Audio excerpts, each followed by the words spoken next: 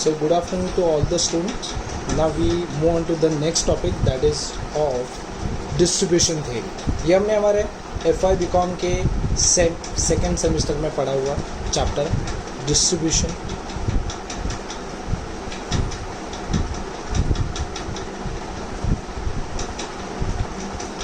Theory.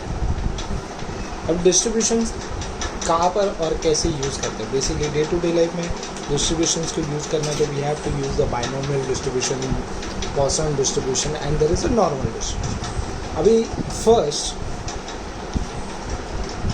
जो अपने exam में सबसे ज़्यादा इम्पॉर्टेंट है, that is first one, that is binomial distribution.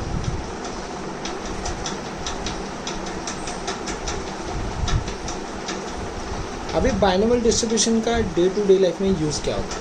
ठीक है, अगर देखें, इफ़ आई नो कि n इज़ 100, जैसे कि मेरे पास मैंगो का एक बॉक्स है जिसके अंदर 100 मैंगोज है and there is a probability of success कि 50% मैंगो, ठीक है, ख़राब है, मतलब डिफेक्टिव है. तो क्यों मतलब 50% अच्छे वाले, मतलब 100 पे बॉक्स में 100 मैंगोज है, उसमें 50% मैंगोज, ठीक है, डिफेक्टिव है, तो 50% मैंगोज अच्छे हैं. ठीक है, वैसे मैं नेट का एग्ज़ाम 2 बार अपेयर करता हूँ और उसमें प्रोबेबिलिटी ऑफ सक्सेस कि I am 90% pass the exam. तो क्या पता there is a failure is how much, 10%. तो it is basically binomial distribution किसे बोलता है, it is a combination of success and failure. तो बाइनोमियल डिस्ट्रीब्यूशन का डेफिनेशन क्या हुआ, it is a combination of success and failure is called as binomial distribution. वो देखें, ये इसका PDF है जिसे प्रोबेबिलिटी डेंसिटी, ठीक है, probability density PDF, probability density function. इसे लिखते कैसे, ये हमने FY BCom में पढ़ा था, NCX P⁻x Q⁻n-x और x आपका it's starting from 0 up till n, क्योंकि n मतलब नंबर ऑफ ट्रायल, क्योंकि 0 भी डिफेक्टिव हो सकते हैं, 1 भी, 2 भी या अप टू n. ठीक है, तो देखो मैंने बोला ना already, it is a combination में ही आता है ना, NCX लिखा होता है, it is a success and failure. ठीक है, अभी देखें, इस बाइनोमियल डिस्ट्रीब्यूशन में सबसे ज़्यादा क्या पूछा जाता है अपने एग्जाम में. तो हमने ऑलरेडी मीन वेरिएंस वगैरह पढ़ा है सेकेंड चैप्टर में, फर्स्ट और सेकेंड चैप्टर की बात है. तो इसका देखिए मीन क्या होता है, इसके बारे में बहुत बार पूछा जाता है. तो मीन इसका NP है और इसका वेरिएंस इज NPQ. तो इसका वेरिएंस क्या है, NPQ. अभी 2 मिनट के लिए अगर मैं n का वैल्यू मेरे को देके रखा है 5 और p का वैल्यू समझिए 0.2 दिया, ठीक है, तो मुझे मीन क्या मिलेगा, NP मतलब 5 इंटू 0.2 मतलब कितना होता है, बोले 5 2 10. तो इसका आंसर कितना आएगा एग्जैक्टली 1. वही अगर वेरिएंस की बात करें, दैट इज NPQ, तो क्या हो जाएगा 5 इंटू 0.2 और Q बचा हुआ क्या होगा 0.8. तो ये देखा जाए तो वैल्यू इस NP से भी कम हो जाएगा, क्योंकि मल्टीप्लाई करने पे वैल्यू घट जाता है. तो दैट्स वाई यहाँ पर ये सीखने मिलता है, there is a rule that is mean हमेशा बड़ा होता है वेरिएंस से. तो ये केस अपने को पूछा जाता है. मीन का फॉर्मूला क्या है, NP है, वेरिएंस का फॉर्मूला क्या है, NPQ है. ठीक है, सो अपने एग्ज़ाम में ये इंपॉर्टेंट है. और स्टैंडर्ड डिविएशन क्या होगा, it is a root of NPQ. और ये वाला केस, ये सबसे ज़्यादा अपने एग्ज़ाम में पूछे जाने वाले क्वेश्चंस हैं. और कभी कभी वो NP या Q का वैल्यू देके आपको मीन निकालना, वेरिएंस निकालना भी पूछ सकते हैं. तो अपने को सबसे ज़्यादा फोकस क्या है, इन चीज़ों पे करना है. इसे ज़्यादा भी डिटेल में पढ़ के मतलब नहीं है, क्योंकि ये FY BCom के सेकेंड सेमेस्टर में हमने ये पढ़ा हुआ चैप्टर.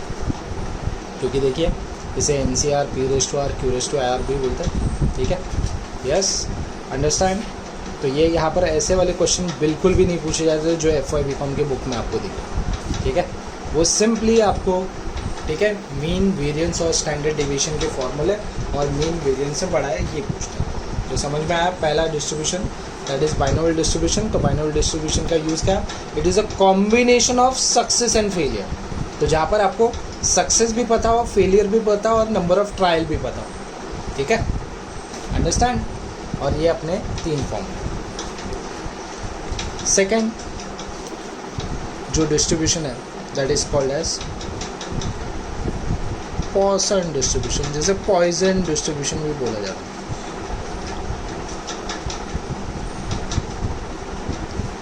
अभी पॉइसन डिस्ट्रीब्यूशन कहाँ पर यूज होता है?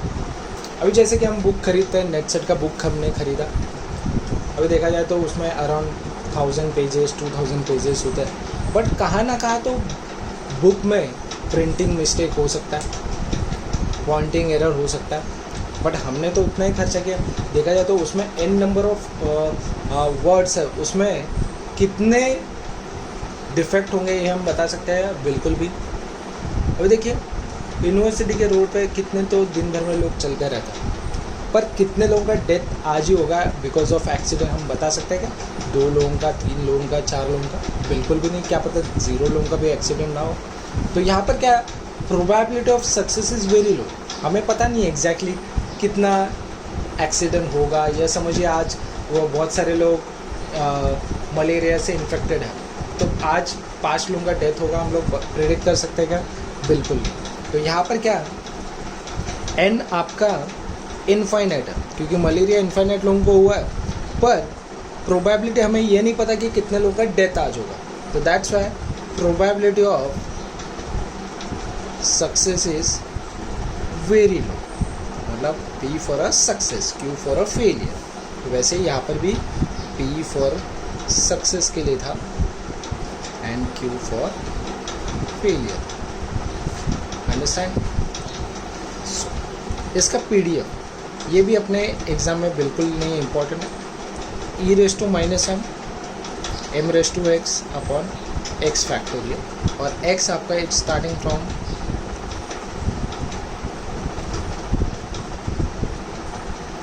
देखो बाइनोमियल में आपको पता था कि बॉक्स में सिर्फ इतने 100 मैंगोज है, पर यहाँ पर आपको पता नहीं कि इनफाइनाइट नंबर ऑफ लोग चलते रहते हैं रोड पे, पर कितने लोगों का एक्सीडेंट होगा ये पता है क्या हमें? नहीं। अभी देखिए इसका मीन, जो कि अगेन इम्पॉर्टेंट है, मीन इसका डिनोट होता है m से।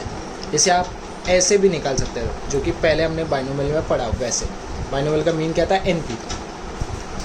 अभी देखिए इसका वेरिएंस वैसा नहीं है बाइनोमियल जैसा, इसका वेरिएंस भी m है, इसका मीन भी सेम है, वेरिएंस भी सेम है, ठीक है।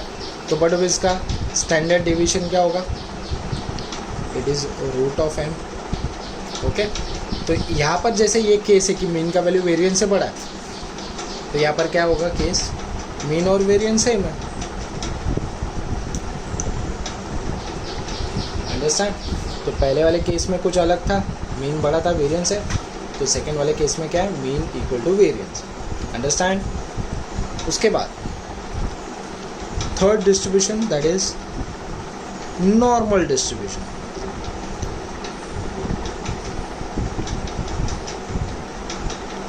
अभी नॉर्मल डिस्ट्रीब्यूशन का यूज़ कहाँ पर होता है?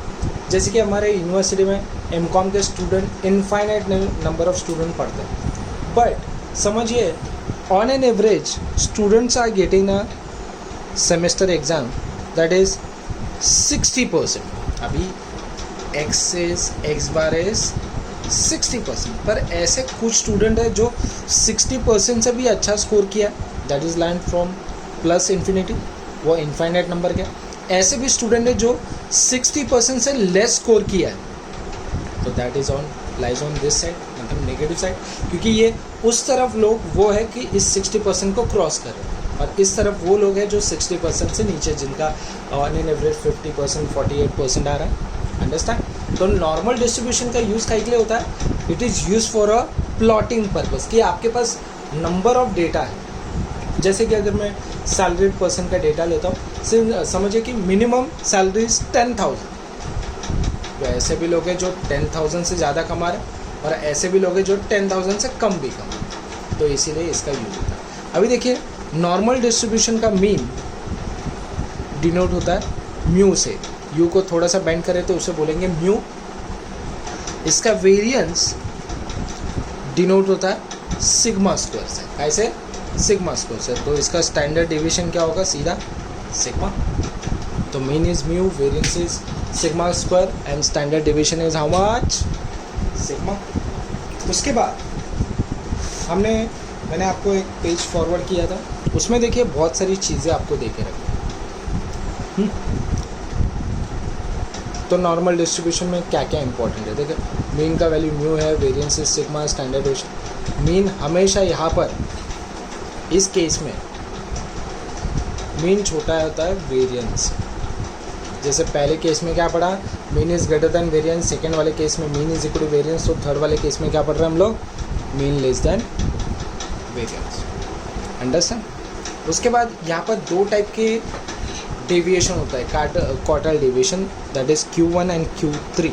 तो यहाँ पर देखो क्वार्टाइल डेविएशन का वैल्यू 2/3 सिग्मा होता है और मीन डेविएशन का वैल्यू 4/5 सिग्मा होता है। ये जो एग्जाम में सीधा जो पूछा है वही मैंने डाला है। उसके बाद देखो हमने सेकेंड इसमें मीसोकर्टिक कर्व पढ़ा था। मीसोकर्टिक मतलब जहाँ पर mean is equal to variance equal to mode same होता है, जहाँ पर क्या होता है सब सेम है ना और ये दोनों इक्वली डिस्ट्रीब्यूट है, तो उसे क्या बोलता है, मीसोकर्टिक कर्व। तो उस टाइम पे β2 = 3 होता है, ये हमने ऑलरेडी पढ़ा हुआ। क्वार्टाइल डेविएशन में देखो Q1 और Q3 आता है, ये हमने ऑलरेडी पढ़ा।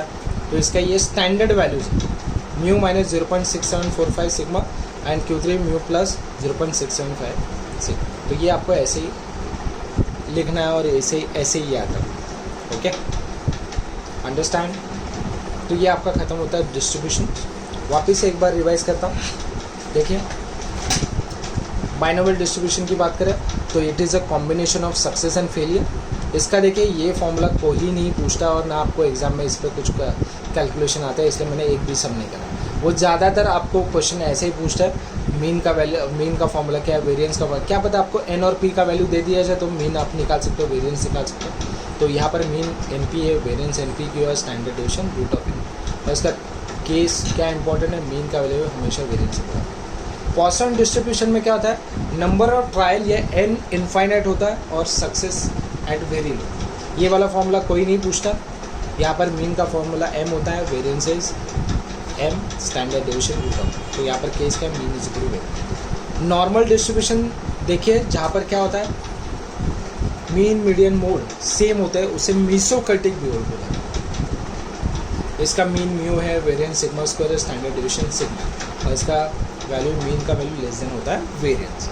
ठीक है, और बहुत सारी चीज़ें आपको ऑलरेडी मैंने जो आपको, ठीक है, ये वापस से मैं सेंड करता हूँ आपको ग्रुप में, तो उसके लिए काम आएगा। Okay, thank you so much. Is there any doubts or there, you have to ask in a group.